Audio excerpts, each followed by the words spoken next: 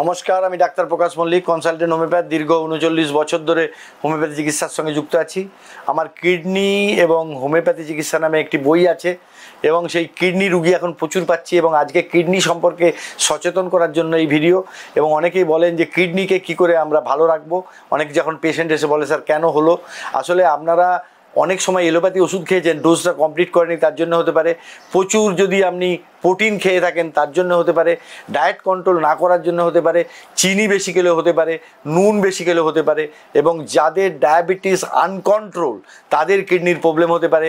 এবং কিডনিতে সিস্ট হলে তার জন্য আলাদা ওষুধ। কিডনিতে স্টোন হোমিওপ্যাথিতে প্রচুরভাবে ভালো হয় এবং এটা 100% সাকসেস। এবং আরও একটা ব্যাপার আছে যে যাদের কিডনিতে স্টোন হয়, বেরিয়ে যায় আবার হয়, রেকারেন্ট সিস্টেমে হয়, সেক্ষেত্রে অপারেশন করলেও হবে এবং অন্যরকম প্রবলেম হতে পারে। অনেকের কিডনিতে ক্যান্সার পর্যন্ত হতে পারে।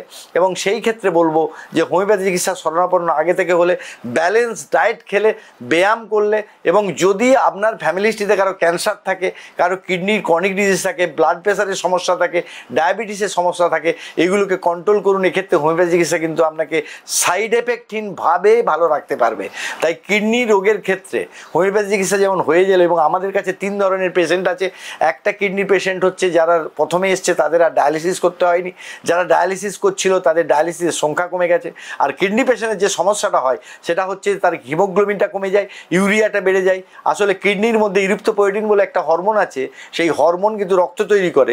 সেই রক্ত তৈরিটা যখন হয় না, তার প্রেক্ষিতেই কিন্তু রক্তটা কমে যায়। রক্ত কমে যাওয়া মানে আপনার অক্সিজেন লেভেল কিন্তু কন্ট্রোল হয়ে যায়, মানে অক্সিজেন লেভেলটা আপনাকে স্যাটিসফাই করতে পারে না, তার জন্য আপনার শ্বাসকষ্ট হয়, চলতে পারেন না।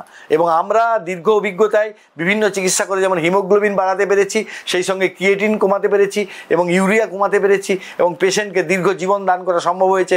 তাই আপনার কিডনির সমস্যা, এবং অনেকেই আজকে ভিডিও করলাম, আমার কাছে বর্তমানে একটা কিডনির পেশেন্ট আছে যার ডায়ালিসিস এখন বন্ধ হয়ে গেছে। সে বলছে স্যার আমরা জানতামই না যে হোমিওপ্যাথিক কিডনি রোগীর ট্রিটমেন্ট সম্ভব। আজকে এই ভিডিওর মাধ্যমে জানাতে চাইছি যে হোমিওপ্যাথিতে কিন্তু কিডনির চিকিৎসা সম্ভব, এবং সেটা ধৈর্য ধরে করতে হবে, প্রোটিন ভিটামিন কম খেতে হবে। এবং আমাদের কাছে এখন অনেক কিডনির ক্যান্সার পেশেন্ট আছে যাদেরকে কিডনি ট্রান্সপ্লান্টেশন করতে বলেছিল। সেই কিডনি ট্রান্সপ্লান্টেশন খরচ হচ্ছে 40 লক্ষ টাকা। আমাদের কাছে কয়েক হাজার টাকা খরচে আমরা একটা জেনেটিক্যাল টেস্ট করেছিলাম। সে পেশেন্ট কিন্তু পুরোপুরি ভালো আছে, মানে ভালো কন্টিনিউ করছে, ট্রিটমেন্ট চলছে, এবং এই পেশেন্টগুলোকে ভালো রাখা সম্ভব।